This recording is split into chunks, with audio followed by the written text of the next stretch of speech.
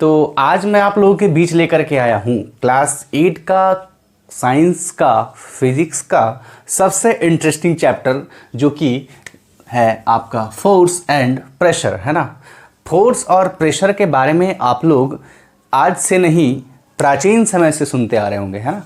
आप लोग तो प्राचीन समय के हैं नहीं, फिर भी आप लोग बचपन से सुनते आ रहे होंगे कि भाई ये फोर्स और प्रेशर है क्या, ठीक है। तो पूरे चैप्टर को समझने से पहले आप लोगों को दो तीन बातें जो ध्यान में रखनी है वो ये है कि अगर आप लोग चैप्टर को अच्छे से समझोगे नहीं, ठीक है, सिर्फ लिखने पे ध्यान दोगे या नोट्स बनाने पे ध्यान दोगे तो आप लोगों का कभी भी फिजिक्स क्लियर नहीं हो पाएगा। फिजिक्स एक ऐसा सब्जेक्ट है जिसको अगर आप भली भांति समझ गए तो आप सेंटेंस मेकिंग खुद ब खुद कर सकते हो और आप लोगों को एग्जामिनेशन में क्वेश्चंस के आंसर करने में कोई भी दिक्कत नहीं आएगी। लेकिन यदि आप सिर्फ नोट्स बनाते हो और अगर चैप्टर को समझते नहीं हो तो आप लोगों को जो है बहुत ही परेशानी का सामना करना पड़ेगा, ठीक है। सेकेंड वन, दूसरी बात जो है वो ये है कि आप लोगों को ये ध्यान में नहीं रखना है कि अभी जो हम लोग का साइंस का पढ़ाई स्टार्ट हो रहा है वो चैप्टर 1 ना होकर के डायरेक्ट जो है ये फोर्स एंड प्रेशर क्यों स्टार्ट हो गया। इसके पीछे रीज़न है। रीज़न ये है कि आप लोगों का जो चैप्टर 1 है वो बायोलॉजी का चैप्टर है और बायोलॉजी, फिजिक्स और केमिस्ट्री आप लोगों को ये तीनों जो चैप्टर्स हैं अलग अलग टीचर्स के द्वारा पढ़ाए जाएंगे। मैं आप लोगों को जो पढ़ाऊंगा वो आपका फिजिक्स है। तो फिजिक्स का जो पहला चैप्टर आप लोग क्लास 8 में पढ़ोगे वो है आपका फोर्स एंड प्रेशर, ठीक है। तो चलिए आइए शुरू करते हैं फोर्स एंड प्रेशर, ठीक है। तो फोर्स सबसे पहले होता क्या है, ठीक है। अगर आप डेली लाइफ में किताब को भूल जाओ, ठीक है, डेली लाइफ में अगर आप फोर्स की बात करो तो आपने क्लास 7th में क्या पढ़ा था, मोशन। तो मोशन क्या करता था कि जब कोई ऑब्जेक्ट रेस्ट में होता था और अगर उसमें आप फोर्स लगाते थे तो वो मोशन कर देता था, यानी वो ऑब्जेक्ट को उसका जो पोजीशन होता था वो चेंज कर देता था। दूसरा, आप अगर किसी भी लड़के को पीटते हो, है ना, कलर पकड़ के डिश डिश डिश, ठीक है, तो वहां पे जो है वहां पे आप क्या लगाते हो, ये प्रेशर लगाते हो, मोशन फोर्स लगाते हो, उस पर फोर्स लगाते हो, है ना। तो फोर्स लगाता है तो वो भी आप पे फोर्स लगाता है ना। तो अब जो है जिसकी फोर्स अधिक होती है, जिसकी ताकत अधिक होती है वो बंदा जीत जाता है। थर्ड वन, अगर आप एग्जांपल लो तो जब आप साइकिल चलाते हो, पैडल जब आप करते हो, पैडलिंग करते हो, तो पैडलिंग करते समय भी आप क्या लगाते हो, फोर्स लगाते हो। और फोर्स लगाते हो तो आपका जो है वो साइकिल जो है उसका स्पीड बढ़ जाता है। फोर्थ वन जो है अगर आप एग्जांपल लो तो आप बहुत बच्चे जो है वो क्या करते हैं, जिसकी मम्मी रोटियां बनाती है तो वो आटे में जाके बॉक्सिंग करते हैं, है ना, क्योंकि वो बॉक्सिंग का सामान तो घर पे होता नहीं है तो वो क्या करते हैं, आटे में जाके बॉक्सिंग करते हैं, ठीक है।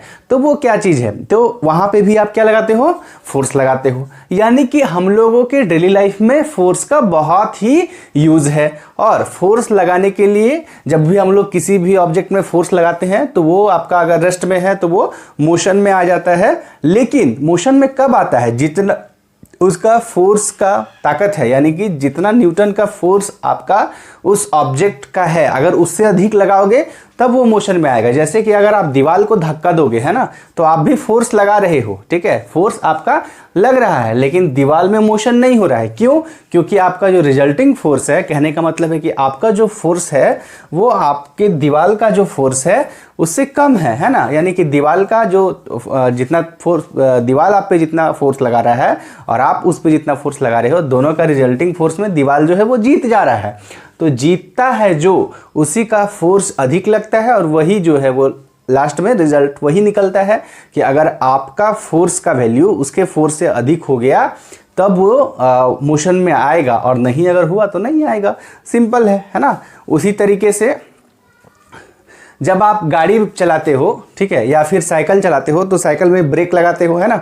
तो ब्रेक लगाते हो तो ब्रेक में क्या होता है, जो ब्रेक शू होता है वो आपके रिम को दोनों बगल से दबा देता है तो वहाँ फोर्स लगता है एक टाइप का। और वो चीज़ मोशन में है तो वो उसको किस में ले आता है, रेस्ट में ले आता है, ठीक है ना। अब ये बातें तो आपको समझ में आ गई होगी कि किसी भी, अब अगर हम लोग फोर्स का डेफिनेशन देखें कि फोर्स होता क्या है, तो जनरली जो सबसे जनरल डेफिनेशन है फोर्स का वो है कि फोर्स इज अ पुश और पुल ऑफ एन ऑब्जेक्ट। किसी भी ऑब्जेक्ट को जब हम हम लोग पुश करते हैं या पुल करते हैं, है ना, यानी खींचते हैं या धक्का देते हैं, तब कहते हैं कि उसमें हम लोग क्या लगाएं, फोर्स लगाएं। लेकिन वो तो एक जनरल डेफिनेशन हो गया, है ना। तो एक बढ़िया डेफिनेशन फोर्स का जो है वो ये है कि फोर्स इज अ पुश और pull which comes into play when there is an interaction of one object with another object, है ना। यानी कि फोर्स जो है एक टाइप का पुश और पुल है, वो तब आता है जब किसी भी दो ऑब्जेक्ट का इंटरेक्शन होता है, ठीक है, दूसरे ऑब्जेक्ट के साथ। इंटरेक्शन मतलब कि एक दूसरे के साथ इंटरेक्शन करने से, मान ले आप खींचोगे तो किसी ऑब्जेक्ट को ना खींचोगे, ठीक है, या फिर आपको कोई खींचेगा तो वो आपको ना खींचेगा, या आप वहां पे ऑब्जेक्ट की तरह काम करोगे, ठीक है। उसके बाद दूसरा जो चीज है कि इफेक्ट ऑफ फोर्स, यानी कि फोर्स का क्या क्या प्रभाव होता है, फोर्स क्या क्या कर सकता है, फोर्स की ताकत क्या होती है ना, फोर्स। तो पहला जो है कि फोर्स जो है किसी भी मोशन का, स्टेट के मोशन को क्या कर सकता है, चेंज कर सकता है। मतलब अगर बॉडी रेस्ट में है तो वो मोशन में आ सकता है, और अगर बॉडी मोशन में है तो वो रेस्ट में आ सकता है। वो डिपेंड करता है कि आप कितना फोर्स लगा रहे हो, ठीक है। नाउ अब जो है इस पॉइंट का 3 सब पॉइंट है, इस मेन पॉइंट का 3 सब पॉइंट है।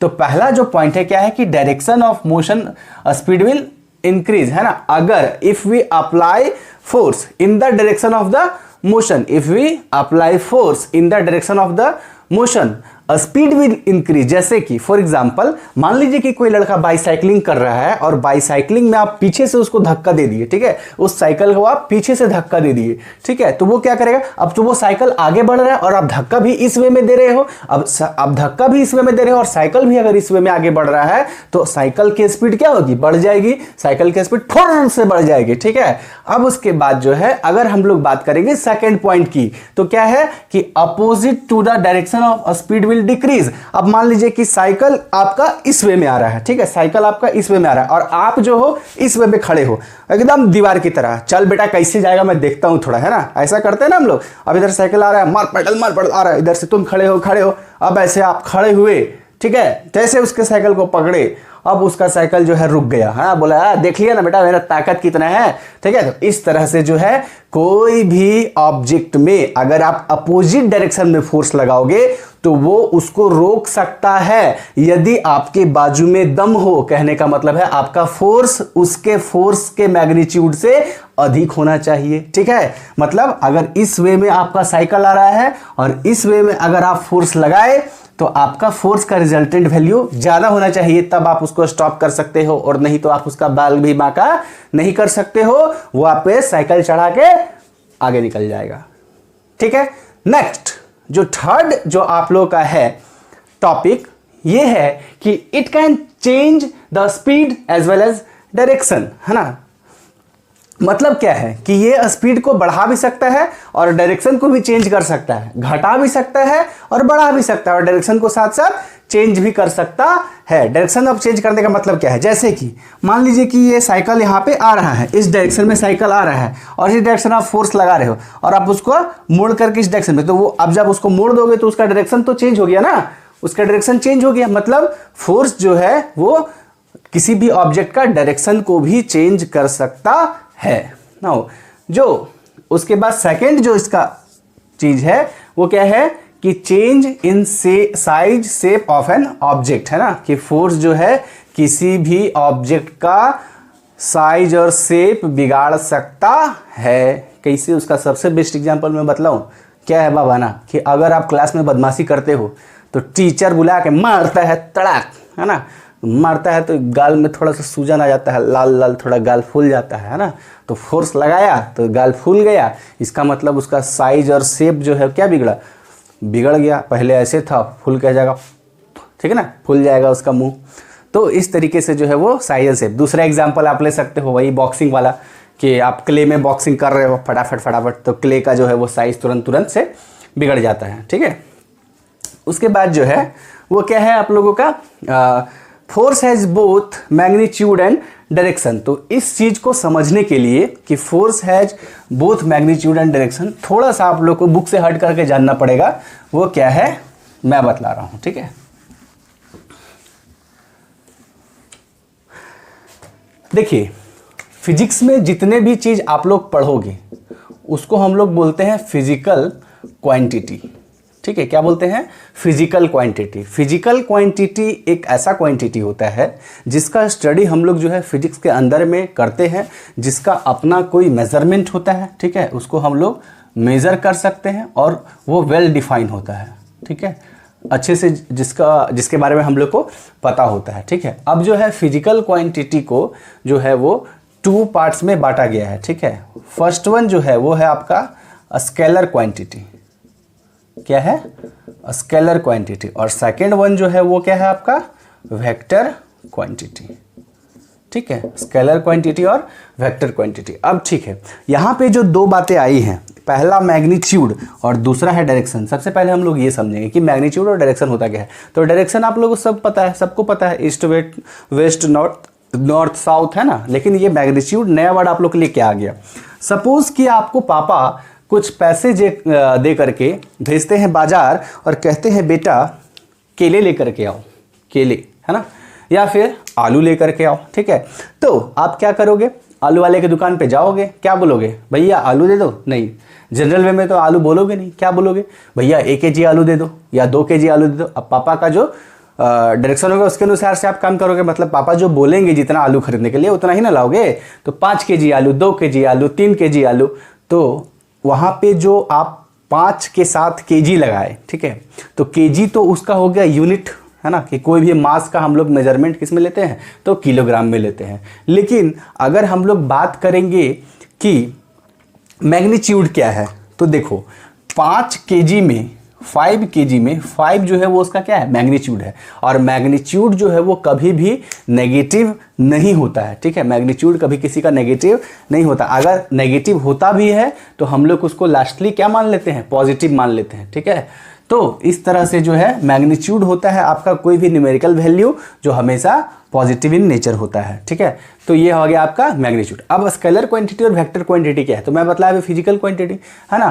तो स्केलर क्वांटिटी होता है ऐसा physical quantity, those physical quantity which have only magnitude, ठीक है, नोन एज स्केलर क्वांटिटी। ठीक है, अगर आप इसका एग्जांपल लोगे तो क्या ले सकते हो? स्पीड, है ना, जो आप क्लास 7th में पढ़े हो कि भाई स्पीड का भी सिर्फ क्या होता है? मैग्नीट्यूड होता है, अपना कोई डायरेक्शन नहीं होता है, वो किसी भी डायरेक्शन में आप स्पीड को मूव करा सकते हो। अब वेक्टर क्वांटिटी क्या होता है कि those physical quantity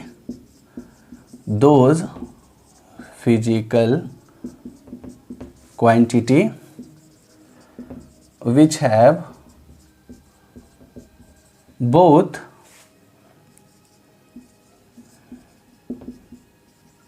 magnitude and direction is known as vector quantity। ठीक है, इसका मतलब क्या है कि फोर्स जो है वो आपका वेक्टर क्वांटिटी है। ठीक है, फोर्स का आपका अपना मैग्नीट्यूड भी होता है और उसकी अपनी डायरेक्शन भी होती है। तो इस तरीके से आप कह सकते हो कि फोर्स का अपना मैग्नीट्यूड भी होता है और डायरेक्शन भी होता है। ये तो आपका रहा फोर्स का इंट्रोडक्शन। अब हम लोग इसके नेक्स्ट क्लास में शुरू करेंगे बैलेंस एंड अनबैलेंस फोर्स से, और उसके बाद आगे बढ़ेंगे। आज के लिए इतना ही। Thank you.